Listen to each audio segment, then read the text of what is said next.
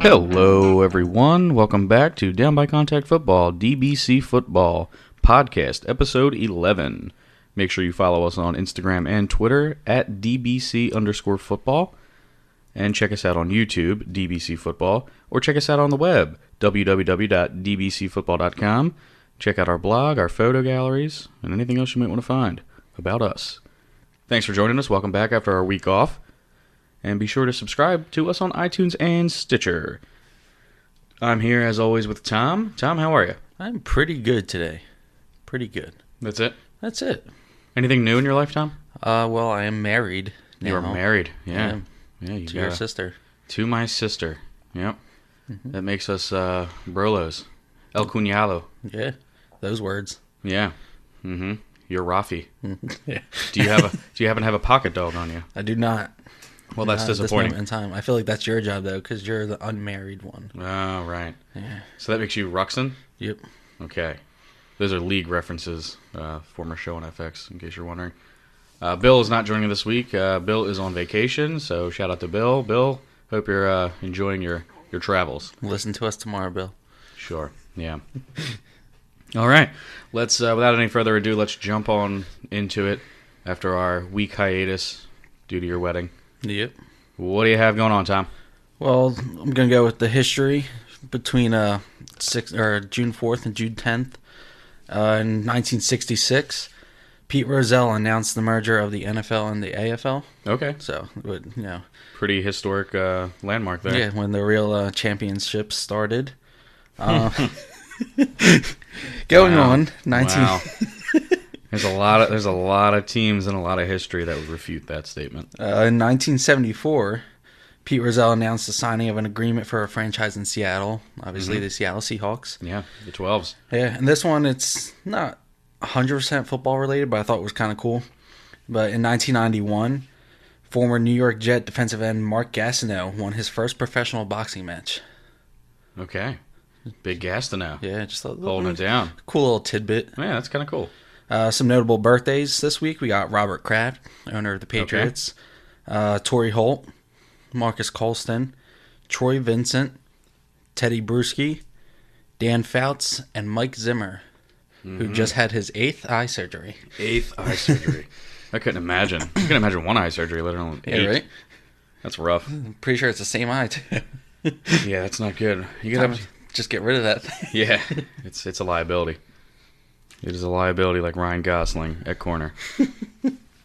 And that is all I have for this week in NFL history. All right, well, happy birthday to those folks, and awesome little tidbits on history, especially the merger. Yeah. So, created what is known today as the NFL, that thing that we love to talk about.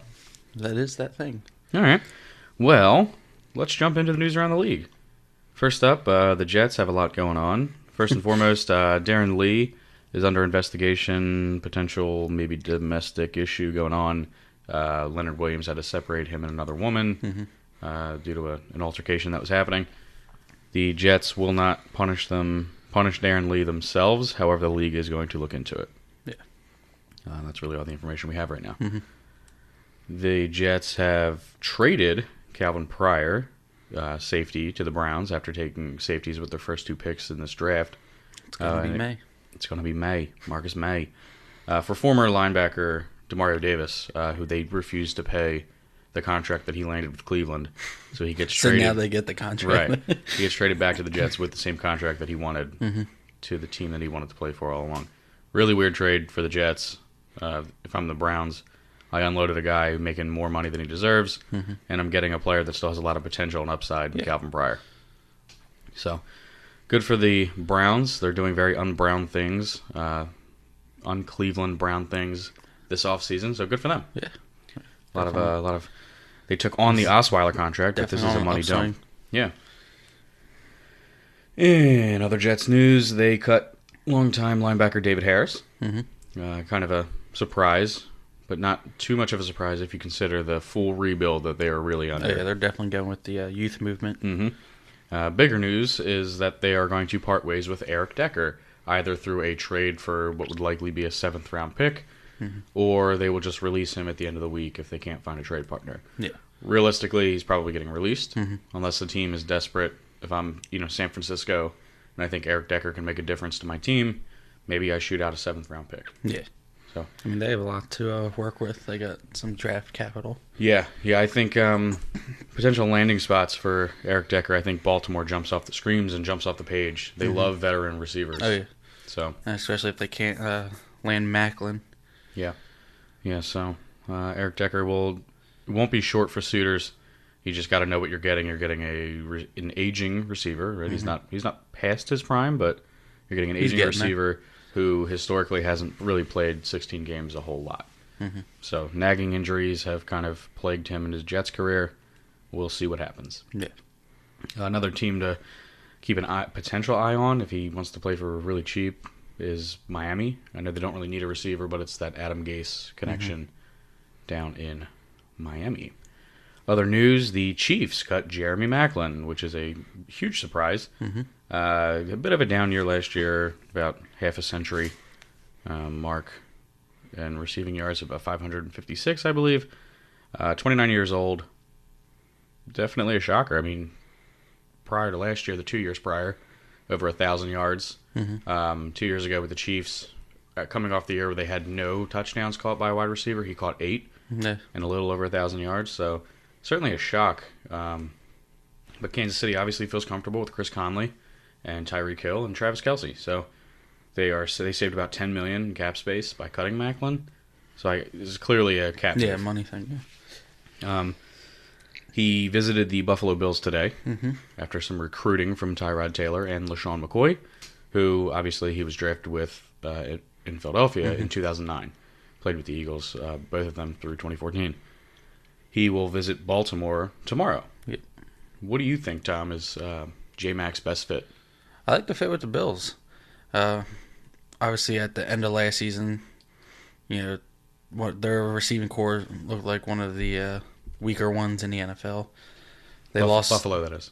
What did I say? I'm just confirming. Oh, but you're talking about Buffalo. Yeah. Okay. Yeah, they lost Keith Goodwin. They lost Robert Woods. Yeah, I mean, obviously not huge names, but still they were their They brought top in Philly Brown.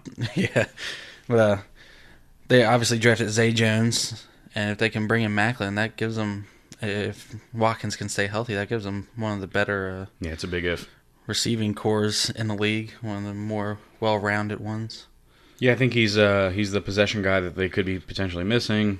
Sammy Watkins obviously hasn't been able to stay healthy at all. Yeah, that's definitely a lingering foot issue. That's probably going to nag him for the rest of his career. It's all about pain management at this point. I think Macklin's definitely a big fit there. They have the cap space. I like Baltimore's fit better if he's really chasing a championship, but they're up against the cap. Yeah. But again, they love veteran receivers, so they might try to make it happen. Other reportedly interested teams, the San Francisco 49ers and the Philadelphia Eagles, a reunion with Jeremy Maclin, which I personally don't think would make any sense considering they have 37 wide receivers on the roster. Yeah. So, I mean, you don't go out in free agency and get 3 of the same exact position. Yeah, with the other 2 being Alshon and Torrey Smith. I think DGB is a long shot to make the roster. Yeah. And with him gone, that would still mean Philadelphia would carry 6 wide receivers. So, I don't think it's likely. Excuse me. The Colts made a little foray into the free agency market. They signed Seawoke, Christine Michael, the preseason wonder every single year. But he had some strong moments last year, especially early in the season in Seattle. I mean, he was kind of tearing it up. I had him on my fantasy team, and he was in the top 5 in rushing for the first few weeks of the season. And then, of course, things that plagued Seawoke. He can't pass protect. He misses holes, misses assignments. So I think it's a very opportunistic signing for both sides. I think that Seawoke could actually play a big role. Frank Gore's not getting any younger. So we'll see what happens. Do you expect anything out of Seawoke this year? Not really. I mean, it's definitely a low risk, high reward. But he had an awakening. Did he? Last year. For the first 4 weeks or whatever? Yeah, 5. Come on. There's a bye week in there. Obviously, he was on the Cowboys before, and while I did kind of toot his horn a little bit while he was on there, he hasn't really shown much. He's a lot of potential type of guy. Yeah, he's a physical freak. Yeah, nothing that actually like has been shown. Like, oh, he can pretty much carry the offense. Help a team out. I mean, I will throw this out there. He's 1-0 in the playoffs against the Dallas Cowboys. Cool. That was with the Green Bay Packers. Yeah. So he finished the season in Green Bay last year. We'll see what happens. I think it's a good spot. Frank Gore's not going to stay healthy forever. They need someone to take some of the carries. Robert Turbin doesn't inspire a lot of confidence. I really thought they would address the running back situation a little bit better in the draft. They did address it, but I believe you're a fan of the player. I can't remember his name. Marlon Mack. Oh yeah, that guy. So we'll see what happens. The Los Angeles, or maybe still San Diego, based on what this news is, Chargers, wide receiver Mike Williams herniated a disc in his back, and he's out for all of training camp, potentially a candidate for the PUP, the physically unable to perform list for the season. What is it about this team that just every year, crushing, debilitating, just misery from the injury plague, the injury bug, they can't catch a break. They can't. What is it about this team? It must be something Philip Rivers is doing. Yeah. He's the only constant that's been there. It's probably the bolo tie. Probably. It must be the bolo tie. It's I unreal. don't know. I mean, it's definitely... Obviously, they addressed that position because their top receiver, has been hurt like the last 3 years. Keenan Allen, that is. Yeah. And then, boom, the guy you drafted gets hurt now. I mean, last year, I think they had I believe Stevie Johnson finished the season on IR. Obviously, Danny Woodhead finished the season on IR. They really, every year, their whole offensive line seems like every year just blows out their knee or what have you. And now Mike Williams, obviously the coaching staff expressed frustration that he was kind of sitting out with what could potentially be deemed as, I don't want to say the wrong thing, but lack of toughness injuries to start. And then he goes and herniates his disc. Obviously, he didn't do it intentionally, and it's just a freak thing that happens. I'm not saying it's the guy's fault personally, but, man, not off to a good first impression. Definitely not. They may be 2 years in a row where their first-round pick doesn't contribute right away. Yeah. Obviously, Joey Bosa worked out, but... Yeah, he still played pretty well throughout the rest of the season. Yeah, I heard that guy was pretty good. Yeah, he's all right. The Seahawks spurned Colin Kaepernick, decided not to go that route, and went ahead and picked up the man, the myth, the legend, Austin Davis. Woo! You may remember Austin Davis for his one-time fast start with the Rams. They weren't winning games, but he was putting up some pretty big stats for a guy who had never played. It's going to be the next Brett Favre. Yeah, he was compared to Brett Favre early on, I believe by his third game, and then he had a fourth game. Things started to go downhill. I think he started a couple games for the Browns a couple years ago. Spent last season with the Broncos. Obviously, he's going to compete with Trayvon Boykin for the backup job. I actually expect Boykin to win the backup job, but we'll see what happens. So, Kaepernick, keep your fingers crossed, but still on the market. It's definitely a political thing now, and not more of a can he play thing. Because I'm sorry, he's definitely better than Austin Davis. Absolutely. Anyone who says Austin Davis is better than Colin Kaepernick is related to Austin Davis. Exactly. Even then, it's like a stretch. Yeah. So, in Broncos news, Jamal Charles is confident that he will be the man and be the starter for the Broncos this season, and I absolutely hope that he is right. I love Jamal Charles. Former Chiefs season ticket holder I am, and commonly screamed was, give Jamal the dang ball. I'm sure that's exactly what it was. Maybe a slightly different word than dang. Keeping it PG here. But, I'd like to see Charles kind of step out. I don't have faith in C.J. Anderson. Devontae Booker had some issues last year. So it'd be great. Fumbling problem. I mean, he's only 30. I know that's the kryptonite age for running backs in the NFL, but if Jamal Charles could put together another 2 or 3 years in form, gosh, it'd be so cool to see. Yeah, I mean, he's definitely going to have to battle for it. They're not just going to hand it to him because obviously, like you said, he's on 30. He's getting, he had some injuries the last couple years. Yeah, limited to 8 games over the last 2 seasons. So, I mean, I would like to see him because he's definitely been one of the best running backs of the last decade. Yeah, I mean, he's actually the NFL all-time leader in yards per carry. Really? Yeah. So, it'd be great to see him back to form. Now, he played very limited action last season and averaged only 3.3 yards per carry, but dating back to even the previous year before the ACL injury was still up. He was at 5.1 yards a carry. So, certainly would love to see Jamal Charles get back to form. Mm-hmm. They could sure, Trevor Siemian or Paxton Lynch could sure use him if he returns to his dynamic form, receiving out of the backfield. Kelly even. Chad Kelly, Mr. Irrelevant. Look at that, name dropping. All right. Chugging along the Saints, all the offseason hype is pouring in for Adrian Peterson. Is this a story? No. It's Okay. not. I mean, obviously the dude's a freak athlete, but... Yeah, we'll see what happens. The Raiders, in more optimistic, older running back news, Jack Del Rio himself tweeted a video of practice, Marshawn Lynch making a move, cutting through a big hole and galloping to the end zone, making a defender miss twice and doing a fake leap. It's a pretty funny video to watch. Be sure to go check it out on Jack Del Rio's Twitter account. Also, he's hilarious to follow. I remember last year where he tweeted it at ESPN when ESPN dished out stats on when he went for 2 and won the game. They said that statistically he was in the wrong. I mean, granted, they won the game. So Jack Del Rio let ESPN know. It's a good thing ESPN's not running the Raiders. So really cool. He's a fun follow. Not quite as fun as Son of Bum, Wade Phillips, at Son of Bum.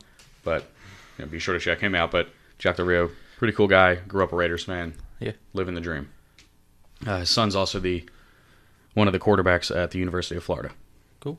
Speaking of college, Lane Kiffin is still an idiot. To put it nicely. He has now, after about a month or so after extending a scholarship offer to a 7th grader, Caden Martin, son of T. Martin, he extended a scholarship offer to a 6th grader. End of story. 5th grader next. Yeah. Watch out, toddler. He'll be in the hospital handing out paperwork. Fresh out. That kid's got a strong arm. Ryan Khalil put together a really funny video spoof of Cam Newton's birthday celebration set to 2 Chainz' birthday. And it was just absolutely hilarious. I recommend you go check it out. I found it on NFL.com. Be sure to pop on there and check it out. Hear anything about those Ryan brothers, Tom? I did. They had looks like a good time this past weekend. They sure did. They got in a little bar brawl. A little together. Tussle. Yeah. So, I mean, not someone I would want to cross. Rob Ryan, that is. I mean, he just looks like a scary, a he scary would probably dude. Kill you. Yeah. So, but he and Rex got into a bar fight. No word yet on whether that's not with each other. Not with each other. Yeah, they were fighting others. Yeah, just want to make that clear. Yeah, they were teamwork. Sticking up for each other. Brothers that bar fight together. Yeah, right. Just stick together. No word yet on whether or not this is going to affect Rex Ryan's position at ESPN. I don't think it will. It just seems like a very Rex Ryan piece of news. Yeah. Taylor Decker had some shoulder surgery, left tackle for the Lions. He's out for all of camp. No timetable set for return. Definitely a big hit. Huge blow to Amir Abdullah and Matt Stafford. Yeah, definitely. If he's not playing this season, I think it knocks both of those people down, Stafford and Abdullah, a little bit down in my fantasy rankings. Taylor Decker's a monster. To be fair, I didn't have Abdullah that high, so... Yeah, gotta have hope, Gotta have hope. Another guy that can't stay healthy. Very true. Reminds me of Kevin Jones when the Lions had him, or Javid Best. Javid Best, that's a name. They just cycle through these running backs with potential who can't stay healthy. But optimistic for Amir Abdullah. Yeah. When he's healthy, he can certainly do some things. The San Francisco 49ers, in another piece of veteran signing news, have brought in Elvis Dumervil on a 2-year deal. Dumervil coming off a stellar season with the Baltimore Ravens with 3 whole sacks.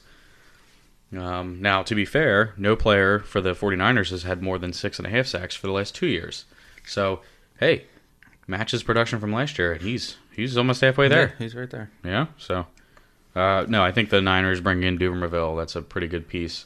to their foundation, right? A veteran player teaching guys how to do it the right way. Yeah, I mean, the majority of their defensive line is third year or less. Yeah, So Solomon Thomas, Eric Armstead, and the other Oregon player, DeForest Buckner. I mean, it definitely gives them that veteran presence. I feel like he'll probably be more of a situational pass rusher than an actual, full-time player, but still, just get somebody. I think he'll literally play a similar role that Dwight Freeney played with the Atlanta Falcons. It'd be cool for him to get at least one more sack. He'll push him up into the triple digits for his career. Yeah, good for him. Yeah. Good for Elvis. Yeah. The one time he was a fax away from staying in Denver. I can never let that story go. As it goes, his agent didn't file his paperwork, his signature back to the Denver Broncos. The timetable passed. So then he was a free agent instead of a re-signed player. He promptly fired his agent and signed with the Baltimore Ravens. Understandable. Yeah. Who knows? Maybe DeMarcus Ware wouldn't have went to Denver if he had stayed. But, maybe. if ifs and buts were, how it goes. Jimmy G is open to a contract extension in New England. Do you buy that? Nah, it's probably just him, like, look at me, I'm a good teammate type of guy. Like, I'm not going to cause problems in the locker room. It totally strikes me as lip service. Yeah. I'm not buying that at all. If this guy's really a competitor, he wants to play. Now, granted, he probably wants to start for the New England Patriots. Yeah. So in his mind, if Tom Brady's not there, I'd love to start here. Yeah. Josh McDaniels, wow, yeah. Quarterback whisperer. Let's do this.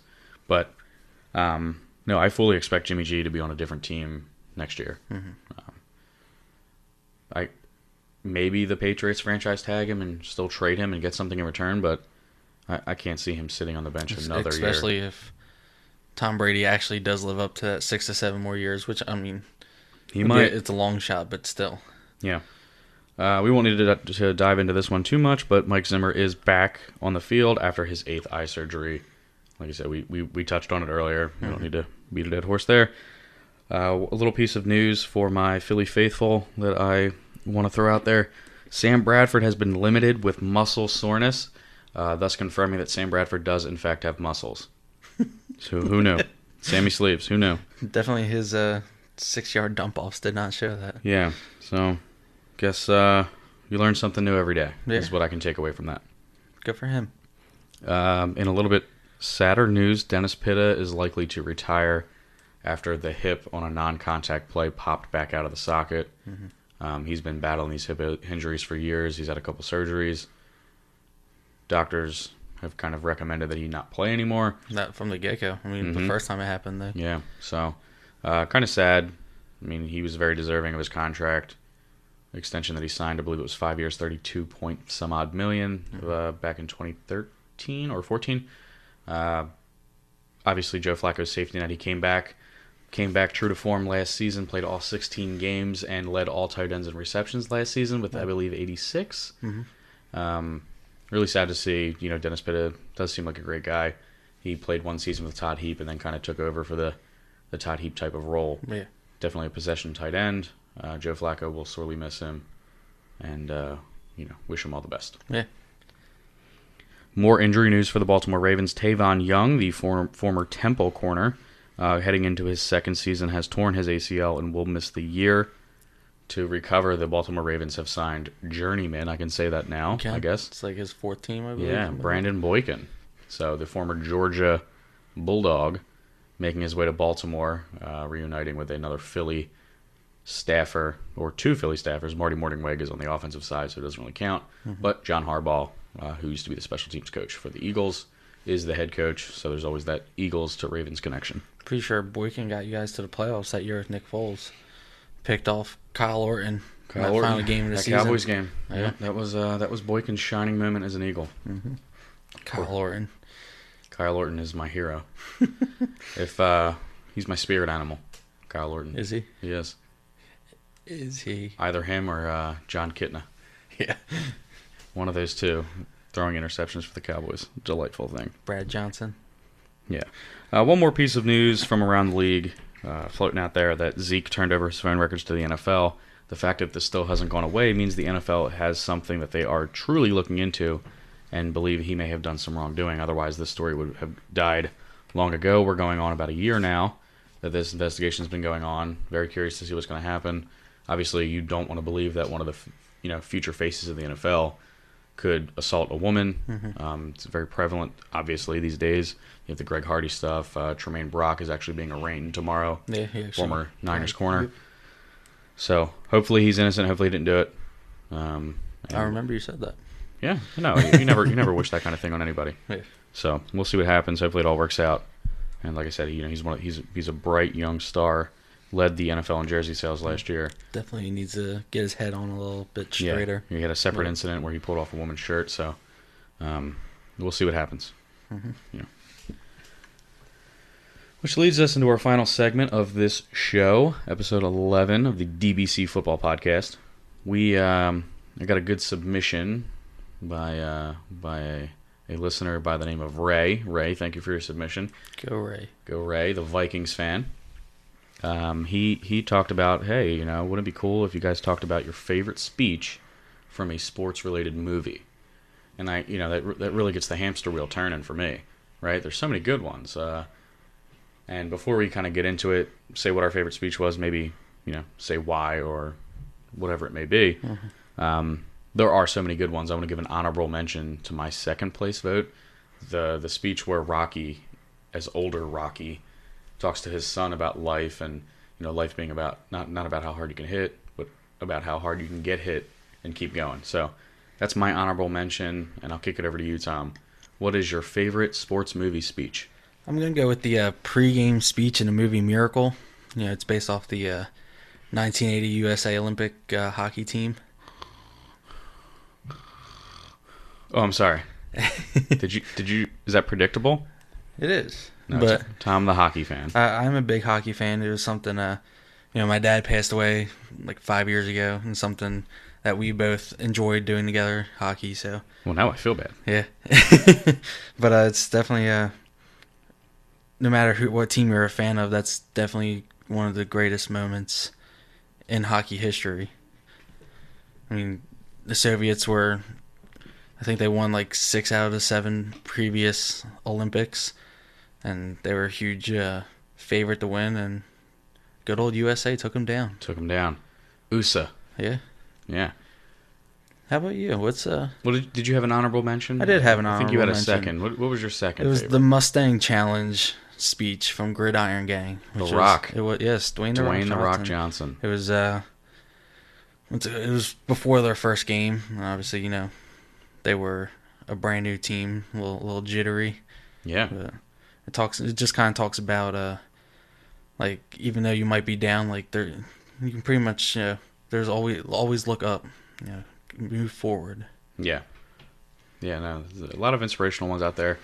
Obviously, you couldn't go wrong. You've got stuff from the Replacements, the Shane Falco speech. You've got, Remember the Titans. Yeah, 20 of them from Remember the Titans. Yeah, I mean, there are so many good ones. It's really hard to pick. But me being just the avid, lifelong football fan, I was about 9 years old when the movie Any Given Sunday came out. And I love that movie. It's one of my favorite all-time movies. It has Pacino, LL Cool J, obviously Jamie Foxx, Lawrence Taylor, Dennis Quaid, right, is the old aging quarterback. But Al Pacino's inch-by-inch speech is hands down my favorite. And I actually want to read a couple parts from it. We're in hell right now, gentlemen. Believe me. And we can stay here and get the ish kicked out of us. Or we can fight our way back into the light. We can climb out of hell 1 inch at a time. Which is beautiful. Beautiful, beautiful speech. Further on in the speech, where he gets really into it, Pacino's got that raspy voice. He's the coach. He's down on his luck. He's an alcoholic. He's blown all his fortune. And he's kind of just going through the motions. But here's where he's picking back up to life. I'll tell you this. In any fight, it's the guy who's willing to die who's going to win that inch. And I know if I'm going to have any life anymore, it is because I'm still willing to fight and die for that inch, because that is what living is. The 6 inches in front of your face. Obviously, I don't do it justice. I'm not Al Pacino, but by any stretch of the imagination, who was actually just... If I wasn't looking at you, I could have pretty much sworn that you were Al Pacino. Hoo-ah! We are in hell right now. I can't. I tried. Just stop. Just stop, If you're Stop listening to while this, you're ahead. if you're listening to this, give your car, inside of the confines and the comfort of your car, give it your best Pacino voice. Or the shower. Your car or shower. Anywhere you're alone. Yeah. Just figure out wherever you're listening to this right now. Give me your best Pacino voice. No, it's a great movie. It's my favorite speech. Gets me pumped every time. Of course, there are some good real life speeches. Drew Brees is great at pumping up the team. Ray Lewis obviously was a master. But that Pacino speech, man, I was a little kid when I saw it. Still love it to this day.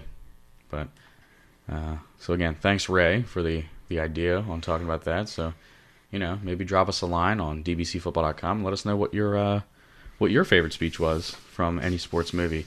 Because again, there are some good ones out there, and you never know. So might open our eyes to a new one. That's about all we have for this week. It is. We're in the lulls of the off season. Training camp's kicking off. Yeah. And mandatory. Yeah, mandatory workouts are kicking up. Two teams started today. Yeah, so we're kind of gonna have some shorter shows. We're getting there. We have some shorter shows, but we're getting into the July's gonna hit, and we're gonna get really deep into some fantasy advice, and we'll go from there. Just bear with us. Yeah, bear with us through these next few slow weeks. We'll try to do some more fun things like that, like the favorite speech. Mm-hmm. So we'll come up with another original idea, or at least take the original idea from someone else. Or somebody else will come up with an original idea. Exactly. It all works. So thanks for joining us, and thanks for coming back and listening after our week off. Episode 11 of the DBC Football Podcast. Please subscribe on iTunes and Stitcher. Give us a review on iTunes if you're feeling froggy. And make sure you follow us on Instagram and Twitter at DBC_football. Again, our website is www.dbcfootball.com. And be sure to check us out on YouTube, our YouTube channel, DBC Football.